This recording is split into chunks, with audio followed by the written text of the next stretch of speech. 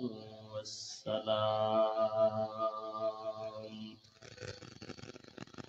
صدق الله مولانا العظيم، صدق رسوله النبي الأمي الكريم، ونحن على ذلك من الشاهدين والشاكرين والذاكرين، والحمد لله رب العالمين.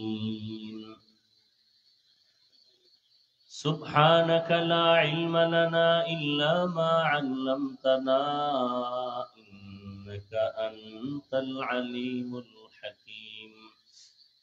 رب اشرح لي صدري ويسر لي أمري واحلل عقدة من لساني يفقهوا قولي.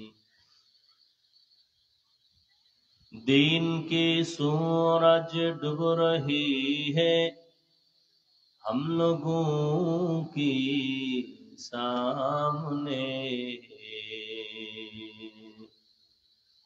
रोज महशर क्या जवाब है मुस्तफा की सामने।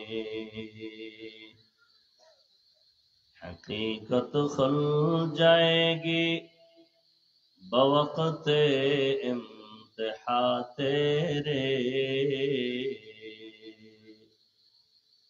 कि सुस्ती में या मेहनत में गुजारी जिंदगी तूने। मुहम्मद ने आकर कुफर को मिटाया,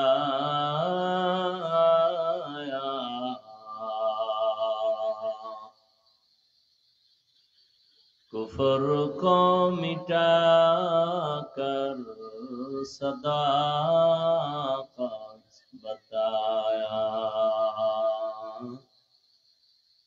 कुफर को मिटाकर सदाकत बताया।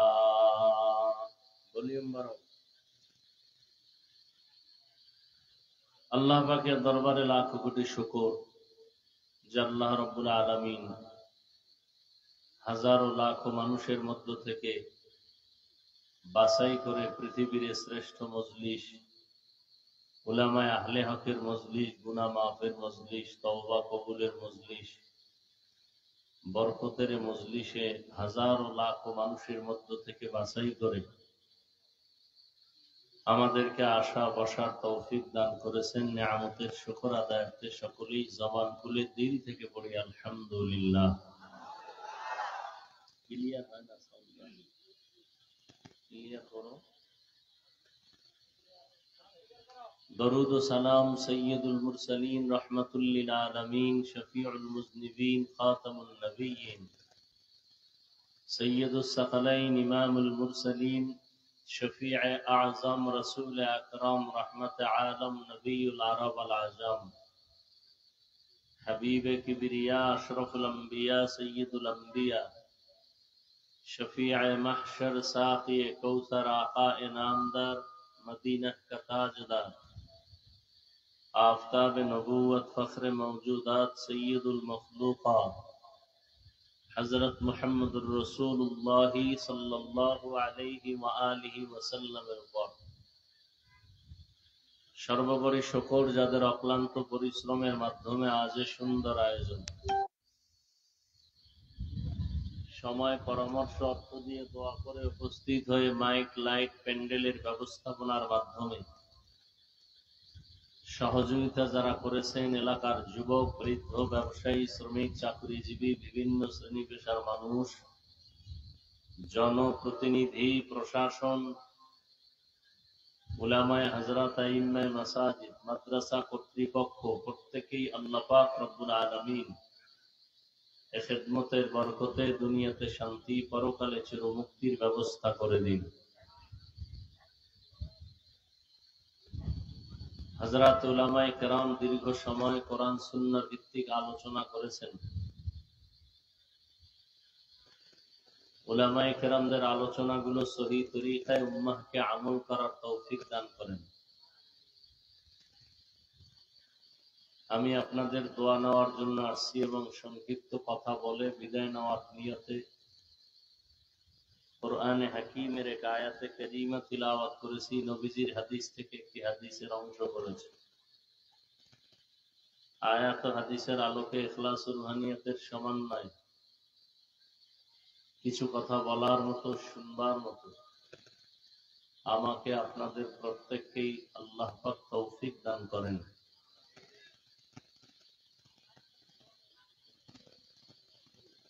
আজকের এই প্রোগ্রামে অতিথি হিসাবে উপস্থিত হওয়ার কথা ছিল সাবেক মেয়র জনাব জাহাঙ্গীর আলম সাহেব। ব্যস্ততার কারণে আসতে পারেননি, দোয়া চেয়েছেন আল্লাহ পাক দেশ ও জাতীয় দ্বীনের খেদমতের জন্য কবুল করেন। আমি যে আয়াত পড়েছি, আল্লাহ পাক বলেন ওয়ালানাবলুওয়ান্নাকুম বিশাইইম মিনাল খাউফি ওয়াল জুই ওয়া নাকসিম মিনাল আমওয়ালি ওয়াল আনফুসি ওয়াস সামারাত। মুমিনদেরকে আল্লাহ বলেন আমি অবশ্যই মুমিনকে পরীক্ষা করবই করব, ভয়ের মাধ্যমে, ক্ষুধার মাধ্যমে, মালের ঘাটতির মাধ্যমে, জানের ঘাটতির মাধ্যমে, ফলের ঘাটতির মাধ্যমে। অবশ্যই সাবিরিন, সুসংবাদ সাবিরিনদের জন্য। নবীজি বলেন মাইয়ুরিদিল্লাহু বিহি খাইরান ইউসিব মিন, আল্লাহ যাকে বেশি মহব্বত করেন, ভালোবাসেন, তাকে মুসিবতের দ্বারা পরীক্ষা নেবেন।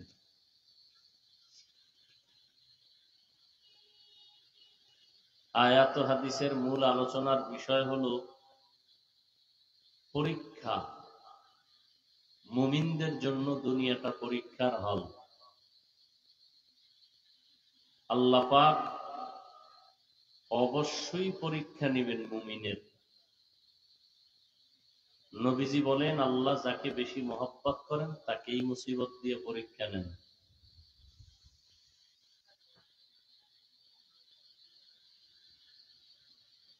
দুনিয়াটা পরীক্ষার হল।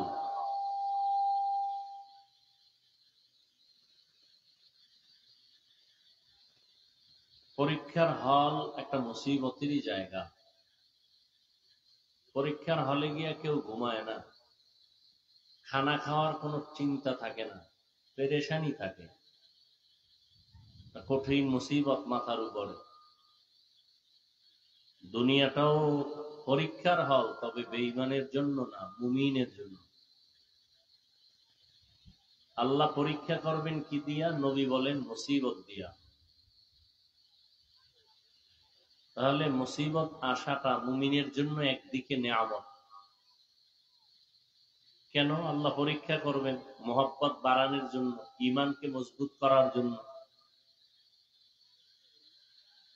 হাদিসে রসুল অন্য জায়গায় বলেন আল্লাহ পাক যাকে বেশি মর্যাদা দিতে চান মহব্বতের কারণে, কিন্তু তার ওই পরিমাণ আমল নাই। যেই আমলে আল্লাহ তাকে উঁচা করবেন, উপরে উঠাবেন, মর্যাদা বাড়াবেন, ওই পরিমাণ আমল তার নেই। নবীজি বলেন তখন তাকে মুসিবত দিয়া, সবরের পরীক্ষা নিয়া, ওই মুসিবতে যদি সে ধৈর্য ধারণ করে, আল্লাহ পাকে মুসিবতের সবরের কারণে মর্যাদা বাড়ায় না।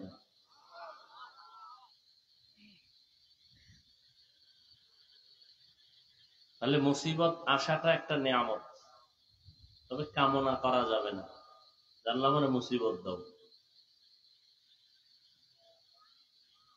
আসবে এটা সত্য, তবে কত কঠিন হবে।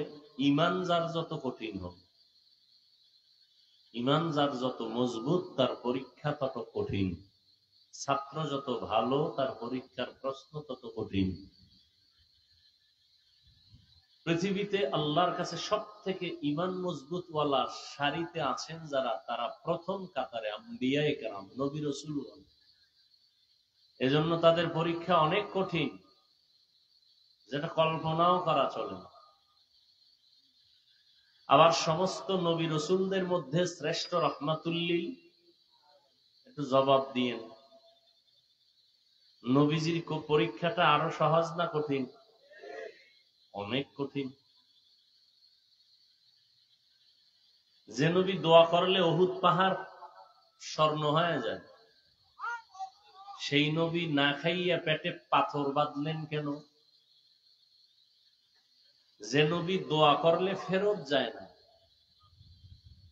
যে নবীর জন্য আল্লাহ নিজে আশেক, কোন নবীর জন্য আল্লাহ আশেক না, একমাত্র কার জন্য বলেন? শেষ নবীর জন্য। কে আশেক? আল্লাহ আশেক। সেই নবীকে আল্লাহ পাক না খাওয়াইয়া কষ্ট দিলেন কেন?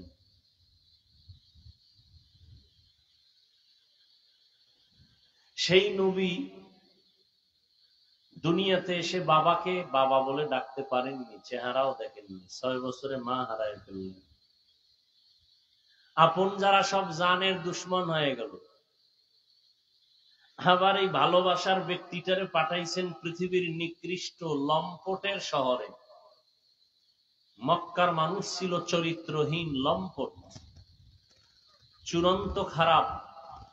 খারাপের যত লাইন আছে সব ওদের মধ্যে ছিল। আল্লাহর নবীকে আল্লাহ এখানে পাঠালেন কেন? আবার সেই নবী প্রায় 3 বছর বংশের লোকেরা তাকে গৃহবন্দী করে রাখছে, খানা বন্ধ, পানি বন্ধ। রহমতের নবী গাছের পাতা ছিঁড়ে ছিঁড়ে চাবাইয়া খেয়ে তারপরে পেটের ক্ষুধা নিবারণ করছেন। এটা কল্পনা করা যায়? ভালোবাসার মানুষকে কখনো কি এরকম কেউ করে? কথা বলেন না কেন? ঈমান যার যত মজবুত তার পরীক্ষা তত কঠিন। এজন্য আমাদের আকাবিরিন আসলাফ যারা, আহলুল্লাহ যারা, মুসিবত আসলে এরা বলতেন ইন্না লিল্লাহি, কথার আগে বা এখানে পরিবর্তন করে তারা বলতেন আলহামদুলিল্লাহ। ইন্না লিল্লাহ পড়তেন না, কি পড়তেন? আরে মুসিবত আসলে কি পড়তে হয়? কি পড়তে হয়? ইযা আসাবাতহুম মুসিবাতুন ক্বালু ইন্না লিল্লাহি ওয়া ইন্না ইলাইহি রাজিউন। আল্লাহ নিজে শিখাইয়া দিলেন, মুসিবত যখন আসবে তখন এই দোয়া করো, ইন্না লিল্লাহি। আর আমাদের আল্লাহ ওয়ালারা কেন বলতেন আলহামদুলিল্লাহ? ওই যে মুসিবত আসাটা নেয়ামত, নেয়ামতের শুকর আদায়ার্থে আলহামদুলিল্লাহ বলি। এটা তো ব্যক্তিগত ঈমানের হালাত, এটা আপনার আমার জন্য না।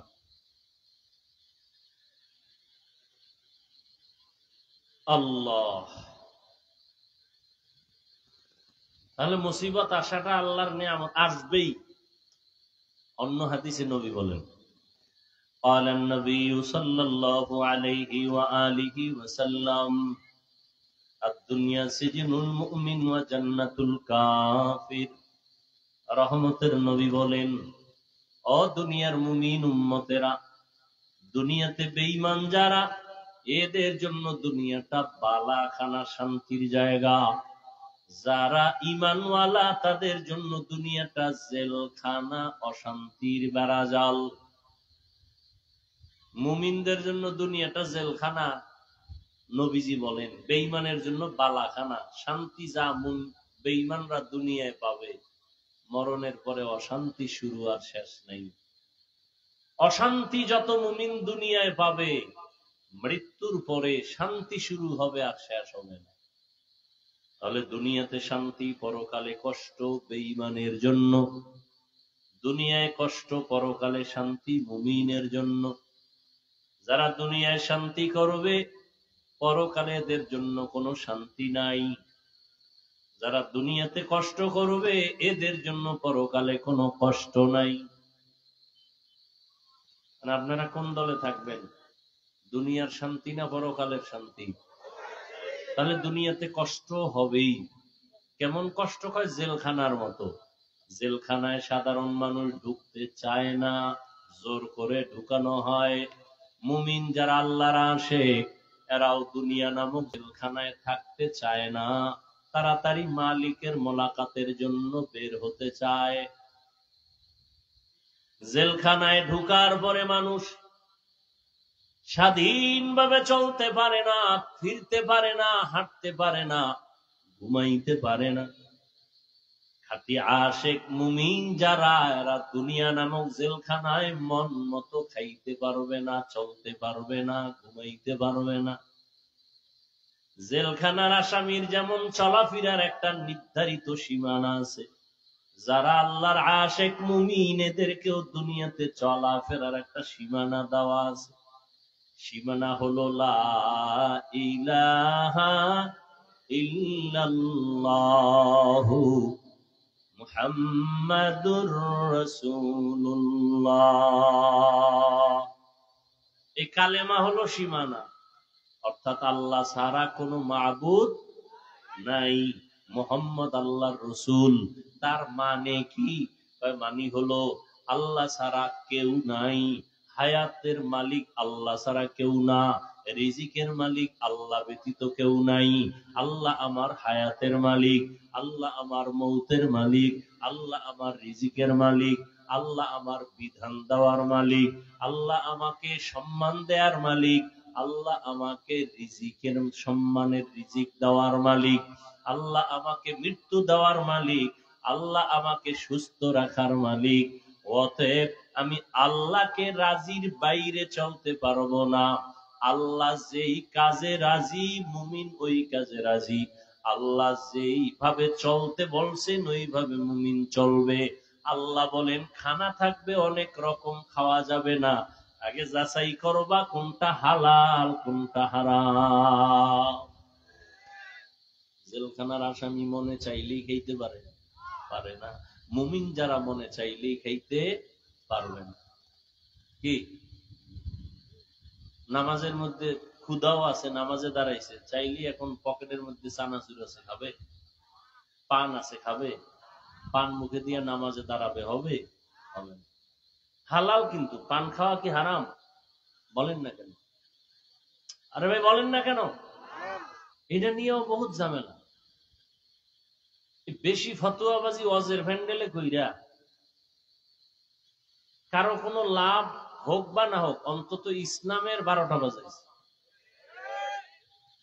সাধারণ মানুষ আবেগলা তো, আশেপাশে মাদ্রাসা আছে, হুজুর আছে, হ্যাঁ প্রশ্নের জন্য যাবে না, বক্তারে প্রশ্ন করে একটা পেঁচ লাগাই দিবে। আর বক্তায় যদি জবাব না দেয় কইবে আর কিছুই নেই। যে প্রশ্ন করছে ও প্রশ্নর কিচ্ছুই বুঝে না, জবাব তো পরের কথা। এই প্রশ্ন কইরা কইরা সমাজের মধ্যে ইসলামটাকে বিতর্কিত করছে।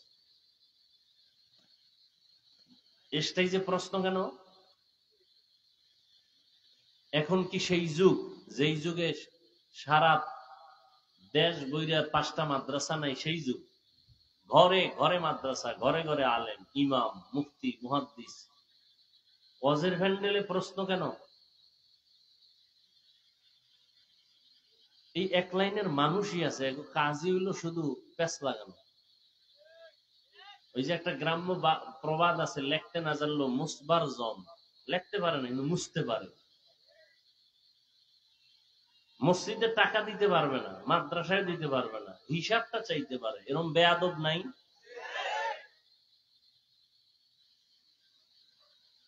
আল্লাহ হেদায়াত দান করুন। আল্লাহ, তো কি কথা বলতেছিলাম? খানা খানা পান। হ্যাঁ, পান দেওয়া কার নিয়ামত? এটা মানুষ বানায়।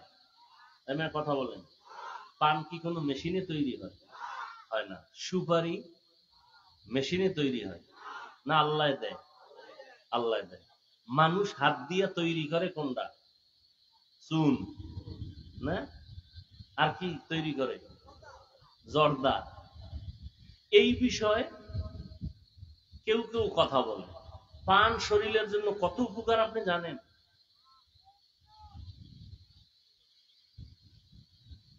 পান খাইয়া মাথা নষ্ট হয়েছে এরকম কোন প্রমাণ কারো কাছে আছে কিনা? আমার কাছে থাকলে দিন, যে একজনে পান খাইতে গেতে এর কথার ব্যালেন্স হারায় গেছে। আছে কোনো প্রমাণ? কেন খারাপ বলবেন? বিড়ি টানলে দুর্গন্ধ আসে না সুগন্ধ? একজনে পান খাইলে কি কোনো দুর্গন্ধ আছে? এখন সুন্দর ঘ্রাণওয়ালা জর্দা আছে, যাতে মাথা নষ্ট হবে না, কোনো কি নেশার কোনো ভাবই আসবে না। আপনি কেন এটাকে নিষেধ করবেন? হ্যাঁ, প্রত্যেকটা জিনিস সীমানার মধ্যে থাকবে, সীমা অতিরিক্ত কিছুই না করা, সেটা ভিন্ন কথা।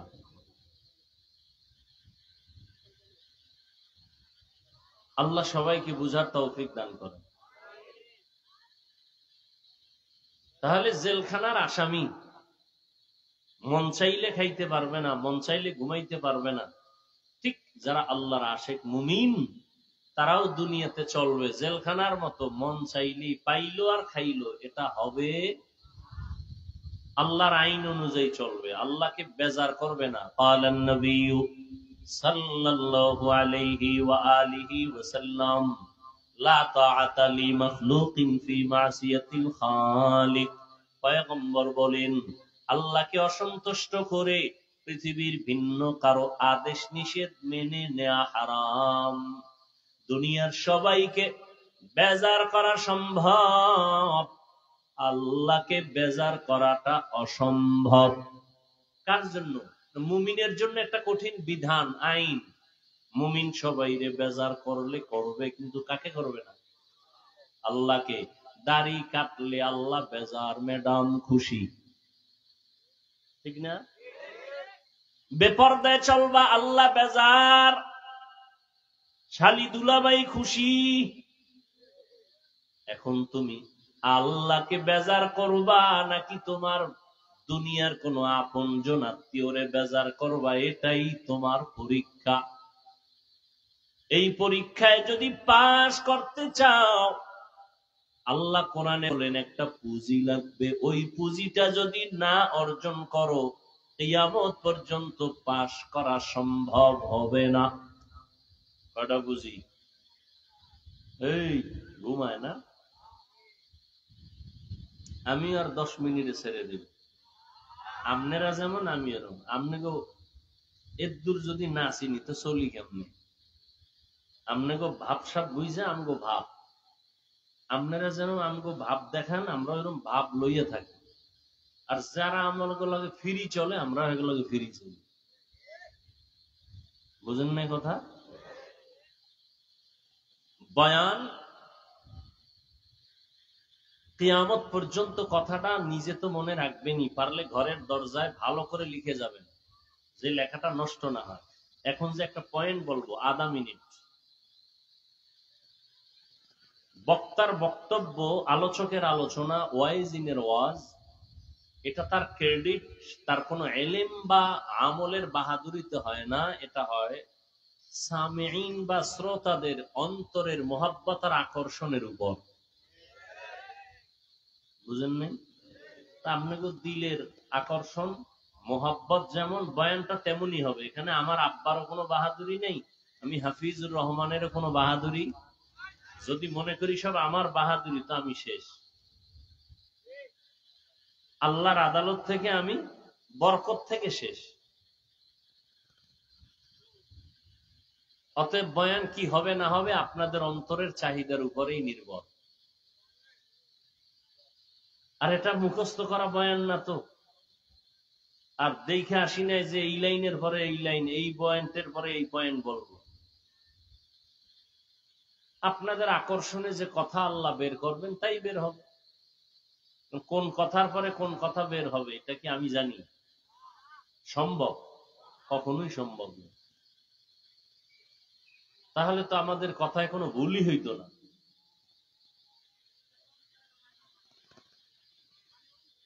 তাহলে পরীক্ষা পাশ করার জন্য কয়টা পুঁজি লাগবে? একটা। পুঁজিটার নাম ধৈর্য। পুঁজির নাম ধৈর্য। এই ধৈর্য কত দামি এক সম্পদ!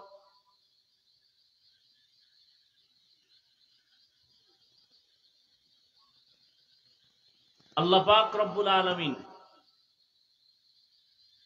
বারবার ধৈর্যের বয়ান করছেন, ধৈর্য ধরো। ইয়া আইয়ুহাল্লাযীনা আমানুসবিরু ওয়া সাবিরু ওয়া রাবিতু ওয়াত্তাকুল্লাহ। ধৈর্য ধারণ করো, বড় দামি এক সম্পদ। কত দামি! আল্লাহ কোরআনে বলেন, যারা ধৈর্য ধারণ করবেন আমি আল্লাহ বিশাল বড় দুইটা পুরস্কার তারে দান করবো, একটা দুনিয়ায় আর একটা পরকালে। এটা হলো বড় বড়, আর ছোটখাটো আছে। এক নাম্বার বড় পুরস্কার, দুনিয়াতে যারা ধৈর্য ধারণকারী হবেন আল্লাহ তাদের বন্ধু হয়া থাকবেন। আরো আস্তে করে বল। আল্লাহ কি আসতে বললে শুনেন না? না সন্দেহ আছে? একটু কম শুনেন। হ্যাঁ, তাহলে জোরে বলেন কেন? আস্তে কথা বলেন। আর এই যুক্তিটা ফজরের নামাজের শেষ 2 রাকাতে লাগাই দিবেন যে ইমাম সাহেব হুজুর আল্লাহ কি আসতে বললে শুনে? হ্যাঁ শুনে। তাহলে আজকে ফজরের নামাজে জোরে কোনো আলহামদু পড়বেন না, পুরা নামাজটা চুপচাপ করায় দেন। যুক্তিবাদীর এই যুক্তি চলবে ফজরের নামাজে? যুক্তি মানলে ইমান থাকবে? যুক্তি দিয়া আল্লাহ পাওয়া যায় না, বেঈমান হওয়া যায়, নাস্তিক হওয়া যায়, বেশ্যা তাসলিমা নাসরিন হওয়া যায়, হুমায়ুন আজাদ হওয়া যায়। বুঝেননি? তারপর হুমায়ুন আজাদ কি? নাস্তিক। তাসলিমা নাসরিন কি? নাস্তিক। অথচ নাম কত সুন্দর, কত সুন্দর। আমগো গ্রামের নাম কি? বৃষ্টি, নদী, হ্যাঁ, সাগর, হৃদয়, সবুজ, গম্বুজ, কত আজে বাজে নাম। হাসি, খুশি, বৃষ্টি, কত নাম যেগুলো অনেক সময় মুখে আনতেও লজ্জা লাগে। এই নামগুলো কোনো বেঈমানের বাড়ি নেই।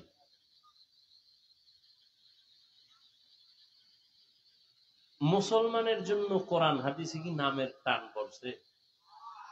কত বড় বেহায়া হইলে বেঈমানের শিখানো নামগুলো নিজেদের মধ্যে নিয়ে আসছে। অথচ সহিহ হাদিসে নবী বলেন, কিয়ামতের দিন যার নামটা সুন্দর হবে আল্লাহ নামের বরকতে তাকে জান্নাত দিয়ে দিবে।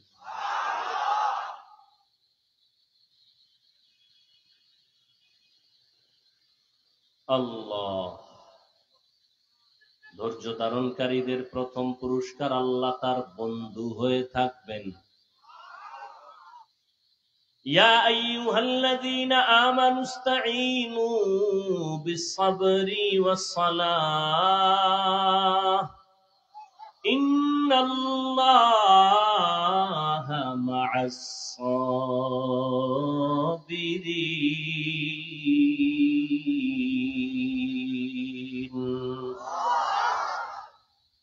ও মুমিনেরা, কোন বেঈমানকে আল্লাহ বলেন নাই তোমরা সাহায্য প্রার্থনা করো সবর ও সালাতের মাধ্যমে, নিশ্চয়ই আল্লাহ সাবিরিনদের সাথেই থাকবেন। দুনিয়ার পুরস্কার। আখিরাতের পুরস্কার কি? আল্লাহ তাআলা ধৈর্য ধারণকারীদের বিনা হিসাবে জান্নাত দিয়ে দিবেন। ইন্নামা ইউওয়াফাস সাবিরুনা আজরাহুম বিগাইরি হিসাব।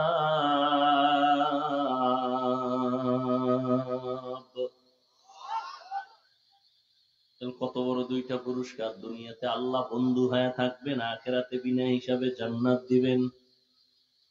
কারা এই গুণ, এই পুরস্কার কাদের জন্য? যারা সবর এখতিয়ার করবে, ধৈর্য ধারণ করবে। ধৈর্য আবার 3 প্রকার। ইবাদতের বেলায় ধৈর্য, মুসিবতের বেলায় ধৈর্য, গুনাহের বেলায় ধৈর্য। এই যেখানে আপনারা বসে আছেন ইবাদত, অনেকে বসেছিল এখন নাই, অনেকে আছে ফাঁকে ফাঁকে উঠতেছে। কয় কেন? আমার ধৈর্য বেশি এই জন্য উঠে যায়। ধৈর্য না থাকলে আপনার ইবাদতে অংশ নেওয়া সম্ভব না। যারা ধৈর্যের সাথে এখানে বসে আছেন, দ্বীনের কথা শুনতেছেন, আপনাদের দাম কত? আল্লাহর নবী বলেন, ঘর থেকে যখন বের হইয়া প্যান্ডেলে রওনা হয়েছো, আল্লাহ প্রত্যেকের সাথে 70,000 রহমতের ফেরেশতারে কাফেলা বানায় দিছে। আতিনা ফি দারে দুনিয়া না হাসান, আতিনা ফি দারে উকবানা হাসান, ইয়া গিয়াসাল মুস্তাগীসিন ইহদিনা লাফতিখারা বিল উলুমি ওয়াল গিনা। এখানে আসছেন একটা মাসআলা শিখবেন। আল্লাহর নবী বলেন 100 রাকাত নফল নামাজ পড়লে যা পাবে একটা মাসআলা শিখলে তাই পাবে। অনেকগুলো দ্বীনের মাসআলা যদি জানতে পারেন, আল্লাহ পাকের নবী বলেন অনেকগুলো মাসআলা যদি জানতে পারেন, দ্বীনের বিধান সম্পর্কে অবগত হন, শিখতে পারেন, 1000 রাকাত নফল নামাজের সওয়াব আল্লাহ দান করবেন। তাহলে পরীক্ষায় পাশ করার জন্য কি লাগবে? ইবাদতের বেলায় ধৈর্য, মুসিবতের বেলায় ধৈর্য। মুসিবত আসবেই, যেমন গতকাল এক গেল মুসিবত, যায় নাই? আমরা অধৈর্য হয়ে গেছি। আল্লাহ মুসিবত দিলেন। খাঁটি আল্লাহর মুমিন বান্দা যারা, তাদের পরীক্ষা গুনাহগারের জন্য গুনার ফল। ধৈর্য ধারণ করো, আল্লাহর সাহায্য কামনা করো, নামাজে দাঁড়াও, আল্লাহর কাছে বলো আল্লাহ তুমি হেফাজত করে দাও, ও আল্লাহ তুমি সবর ইখতিয়ার করার তৌফিক দান করো। আল্লাহ মুসিবত দিবেন, আবার আল্লাহ উদ্ধার করে দিবেন। না, উদ্ধার কে করবে? টাকাওয়ালারা, ডাক্তার সাহেব। ডাক্তার অন্যকে যদি উদ্ধার করে তো ডাক্তার মরে কেন? উদ্ধার কর্মীরা মরে কেন? উদ্ধার কর্মী আছে না, এরাও মরে। আল্লাহ বলেন এই ধৈর্য না থাকলে পাশ করা অসম্ভব। গুনাহের বেলায় ধৈর্য। ফজরের 4 রাকাত নামাজ পড়তে ঘুম থেকে উঠবা 20 মিনিট সময়, এই 20 মিনিটের ঘুম ছেড়ে তুমি উঠো, উঠা 4 রাকাত নামাজ পড়ো ওযু ইস্তেনজা কমপ্লিট করে। কিন্তু একদল 20 মিনিটের মজা পাইয়া নামাজে উঠে না। এই 20 মিনিটের মজা আর সাজা হবে কত হাজার বছর জানা নাই। মজা করছো 20 মিনিট, সাজা হবে 1000 বছর। ধৈর্যের সাথে বান্দা উঠে যাও। মনে চায় না, ঈমানের শক্তি দিয়া উঠো। ধৈর্যের সাথে কোনো তাড়াহুড়া নাই, পেরেশানি নাই। আল্লাহর ডাক আসছে, আসসালাতু খায়রুম মিনান নাওম। এখন আর আমার ঘুমানো যাবে না, ধৈর্যের সাথে উঠতে হবে। এখানে আমি ধৈর্য হারা হলে হবে না। আমি ঘুমাবো, কিন্তু এই টাইম ঘুমের টাইম না। উঠো, নামাজে দাঁড়াও, আল্লাহর মহব্বত নিয়া গুনাহের 20 মিনিট টাইম ছেড়ে দাও। ধৈর্যের সাথে গুনাহ ছাড়ো, মজাটা ছেড়ে দাও। ধৈর্য যদি থাকে আল্লাহর প্রতি, তাহলে তোমার দ্বারা সম্ভব। আল্লাহ পাক রব্বুল আলামিন বলেন এই গুনার বেলায় ধৈর্য, মুসিবতের বেলায় ধৈর্য, ইবাদতের বেলায় ধৈর্য।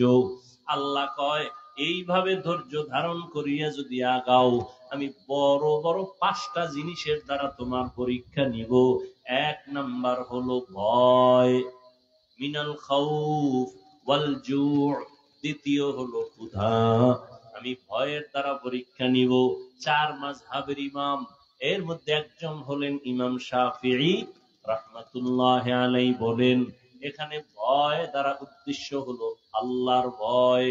ওই যে একটু আগে বললাম দাড়ি কাটলে আল্লাহ বেজার, ম্যাডাম খুশি। এখন তুমি ম্যাডামের গালির ভয়ে, কথার ভয়ে দাড়িটা কাটবা, না আল্লাহর আযাবের ভয়ে দাড়িটা রাখবা? এটা কার পরীক্ষা? আল্লাহর পক্ষ থেকে পরীক্ষা। ভয়ের মাধ্যমে তোমার পরীক্ষা। আর একটা ভয় হলো বান্দার পক্ষ থেকে ভয়। ইসরায়েলি জালেমের গোষ্ঠী ফিলিস্তিনের মুসলমানদের বলে, তাড়াতাড়ি তোমরা ইসলাম ছেড়ে দাও, বাইতুল মাকদিস ছেড়ে দাও। মুসলমানকে ভয় দেখায়, অস্ত্রের ভয়, মাইরের ভয়। ঈমানওয়ালারা ধৈর্য ধারণ করে পাহাড়ের মতো দাঁড়ায় আছে, কান্নাহুম বুনিয়ানুম মারসুস। এরা সীসা ঢালা প্রাচীরের ন্যায় কল্লা দিয়া দিছে, আল্লাহর ঘরের সম্মান নষ্ট হতে দেয় নাই। এক নাম্বার পরীক্ষা হলো আল্লাহর পক্ষ থেকে ভয়। দ্বিতীয়ত, এই ভয়টা দুনিয়ার মানুষের পক্ষ থেকেও হতে পারে। যদি তুমি বান্দা আরে নামাজে যাও, তাহলে তোমার চাকরি থাকবে না। দাড়ি রাখলে আমার ফ্যাক্টরিতে চাকরি হবে না। আছে না? এখন কি চাকরির ভয়ে তুমি দাড়ি কাটবা, নাকি আল্লাহর ভয়ে, জাহান্নামের ভয়ে দাড়িটা রাখবা? এটাই তোমার ভয়ের পরীক্ষা। ধৈর্য না থাকলে সম্ভব না। রিজিকের মালিক আল্লাহ, এটা পূর্ণ বিশ্বাস যদি থাকে, ওই বান্দা চাকরির পরোয়া করে না, কামাই রুজির পরোয়া করে না। ওই বান্দা সব পায়ের নিচে ফালায় দেয়, আমার আল্লাহরে বুকে টেনে নেয়। ওয়াল্লাযীনা আমানু আশাদ্দু হুব্বান লিল্লাহ।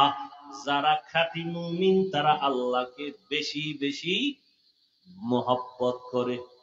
আর যে যাকে বেশি মোহাব্বত করে, তারে বেজার করে না। ঠিক না? একটা সন্তান মাকে কত মোহাব্বত করে, বাবাকে মোহাব্বত করে না? করে না? কিন্তু একটা মাইয়ারে ভাইয়া মায়েরে ভালো লাগে না, আব্বাকে ভালো লাগে না। এখনকার মাকে ছাড়তে রাজি, বাবারে ছাড়তে রাজি, ওই বাড়ির পেতনিরে ছাড়তে আমি রাজি না। মরলে এক রশিতে মরব। কি জন্য? তাই মাকেও ভাল লাগে না, বাবাকেও লাগে না, মরতে রাজি। বিষয়টা কি? মাঝখানে কাজ করে কি? কি? মোহাব্বত। ঠিক না? একটা মাইয়ার মোহব্বতে মা বাবারে ছাড়ে, আল্লাহর মোহব্বতে, রসুলের মোহব্বতে উম্মত কেন দুনিয়া ছাড়বে না? ফিলিস্তিনের মুসলমান জীবন পর্যন্ত দিয়া দিছে শাহাদাতের দরওয়াজায়, আল্লাহর দ্বীনের মোহাব্বত।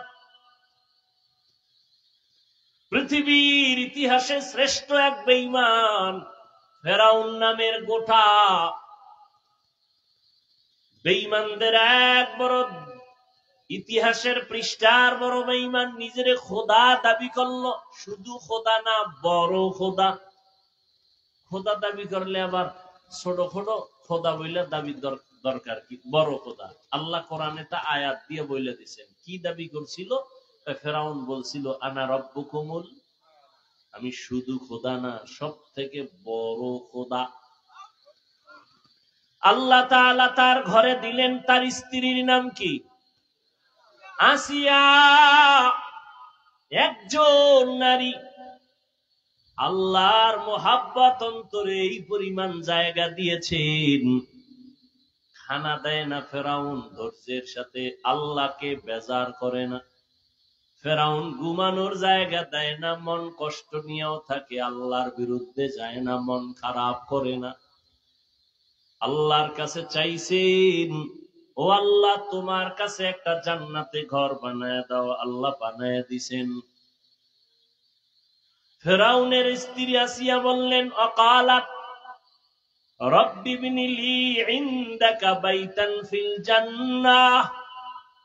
ও আল্লাহ, তোমার কাছে জান্নাতে একটা ঘর আমি আসিয়ার জন্য বানায় দাও।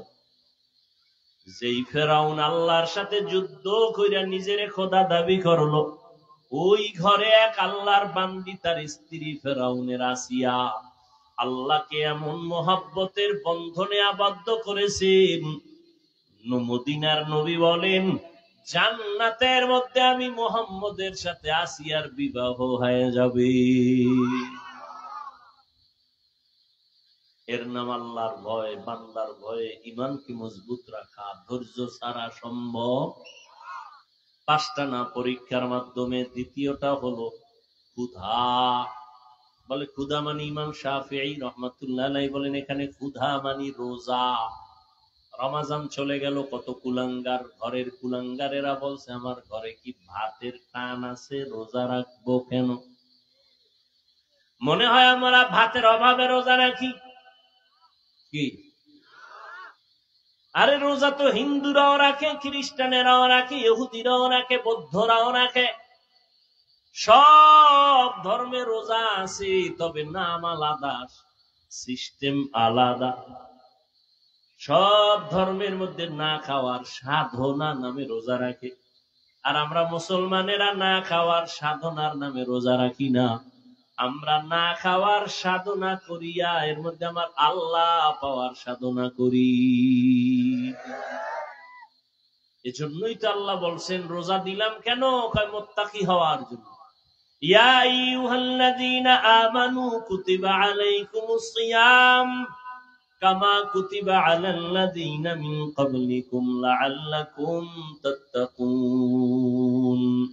ক্ষুধার মাধ্যমে আল্লাহ পরীক্ষা করবেন। রোজা রয় নাই মুসলমান। একদল রোজা রাখছিল ঠিক, তারাবির নামাজ পড়ে নাই। কি করে নাই?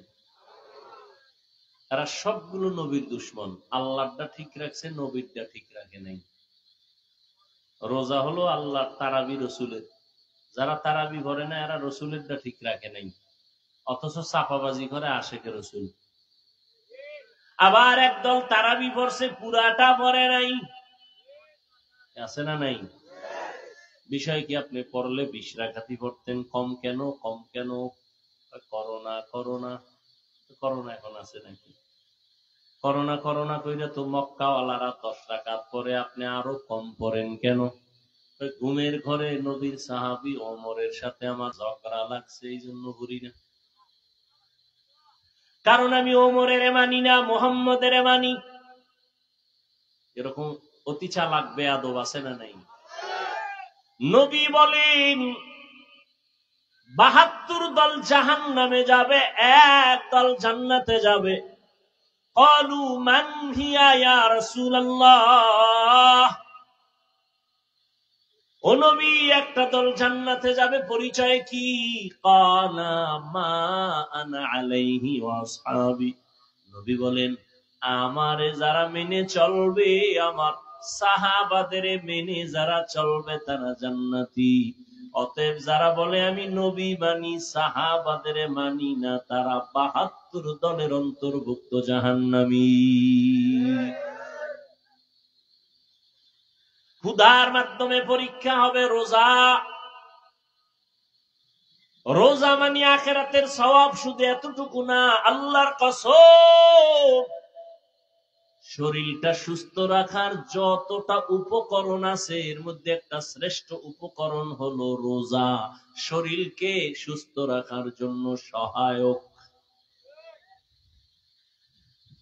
গুগলে গিয়ে সার্চ দিও রোজা রাখলে শরীরের উপকার কি, কিয়ামতের সওয়াব আছে আলাদা আলাদা, শরীরের উপকার কি। ওখানে আমাকে হুজুর টুজুর নাই, সব তোমাকে টাইওয়ালা বন্ধুরা বসা, দেখবা কি সুন্দর সুন্দর থিওরি দিয়ে রাখছে রোজার দ্বারা শরীরের কি কি ঔষধ পাওয়া যায়। শরীরের ভেতরে অনেক জীবাণু থাকে, রোজা রাখলে ওই জীবাণু নষ্ট করে ফেলে। এজন্য নবী শুধু রমজানে রোজা না, আরাফার রোজা, আশুরার রোজা, এমনকি সপ্তাহে 2 দিন সোমবার আর বৃহস্পতিবারও নবী রোজার আমল করতেন। শরীর ব্যালেন্স থাকে, ঠিক থাকে, সুস্থ থাকে। আর যারা জনমের মতো খায়, এক সময় খাওন বন্ধ, বিছানা একেবারে স্থায়ী, বান্দা বিছানার সাথে মিলে যায়, অসুস্থ হইয়া পড়ে থাকে দীর্ঘদিন বিছানায়।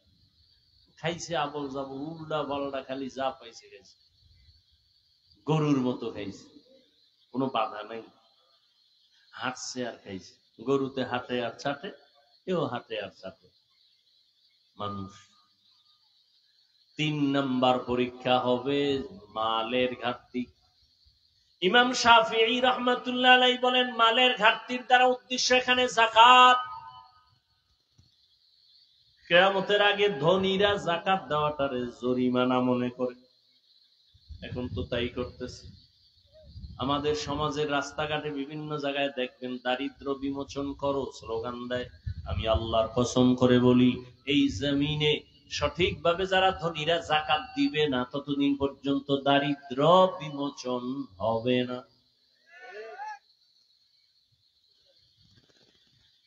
যাকাত দেয় নামকে অস্তে দেখায় আমি দিছি, পৃথিবীর কোম্পানি এর থেকে আর থার্ড ক্লাসের কাপড় আর বানায় না, এটাই থার্ড ক্লাসের। On time on test, second টেস্টে আরে কাপড় টিকে না। কি আল্লাহ হেদায়েত দান করে। তাহলে যাকাত মাল আল্লাহর রাস্তায় ব্যয় করো, আল্লাহ মাল দিবে, কমায় দিবে, এটা আল্লাহর পরীক্ষা। ধৈর্য ধারণ করো, শুকর আদায় করো। যে বেশি মাল হইলে মনে হয় আমি আল্লাহ থেকে দূরে সরিয়ে যাইতাম, অতএব আল্লাহ আমার যেটা খায়ের চাইছেন, ভালো চাইছেন, ওটাই করছেন। মাল আসবে চলে যাবে, ঘাটতি হবে, এটা ইমানের পরীক্ষা। পাস করার জন্য লাগবে ধৈর্য। 4 নাম্বার হলো জীবনের ঘাটতি, জানের ঘাটতি। ইমাম শাফিঈ রাহমাতুল্লাহ আলাইহি এখানে জানের ঘাটতি দ্বারা বুঝাইছেন অসুস্থতা।